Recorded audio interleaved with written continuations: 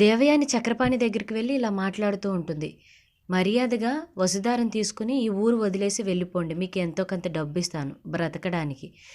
వసుధారకి రిషికి పెళ్లి చేద్దామని అనుకుంటున్నారేమో. అది జరగని పని. రిషి నేను పెంచాను. నా మాట మాత్రమే వింటాడు. మర్యాదగా ఇక్కడి నుంచి వెళ్ళిపోతే బాగుంటుంది అని అంటూ ఉండగా ఇక చక్రపాణికి ఎక్కడలేని కోపం వచ్చేసి, మీరు కేవలం రిషి సార్ యొక్క పెద్దమ్మ అనేసే నేను మిమ్మల్ని ఏం అనట్లేదు. నా కూతురు జీవితం బాగుండాలని నేను ఇలా బ్రతుకుతున్నాను. అంతకుముందు చక్రపాణిని చూస్తే మీరు తట్టుకోలేరు. మీతో చాలా మర్యాదగా మాట్లాడుతున్నాను.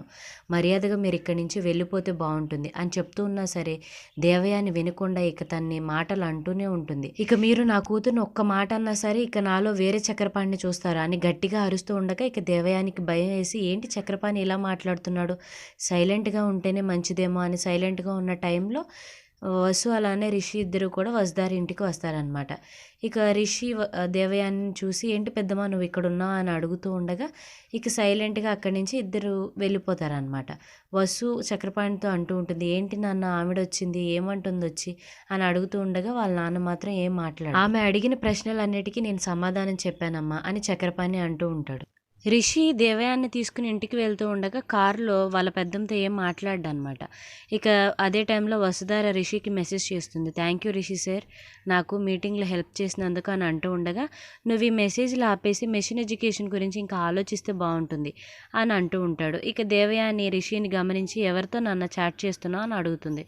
వసుధారతో పెద్దమ్మ అని అంటే, నువ్వు వసుధారతో ఎంత తక్కువగా ఉంటే అంత మంచిది రిషి అని అంటూ ఉండగా, పెద్దమ్మ మీరు అక్కడికి ఎందుకు వెళ్ళారు, అయినా వసుకి నాకు మధ్యలో ఎవరు రావడం నాకు ఇష్టం లేదు.